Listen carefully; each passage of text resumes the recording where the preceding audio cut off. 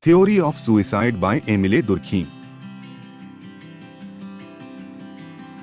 Introduction.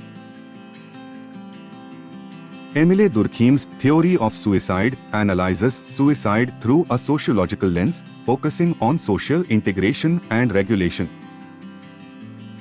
Definition of suicide. Durkheim defines suicide as a death resulting from an act committed by the victim, knowing that it will cause their death. Egoistic suicide. Egoistic suicide occurs when a person's lack of integration into society leads to isolation, loneliness, and self-destruction. Altruistic suicide. Altruistic suicide arises from over-integration into a group where the person may die for the collective good of the group. Anomic suicide. Anomic suicide is the result of a state of normlessness, causing confusion and despair, often due to rapid societal change. Conclusion.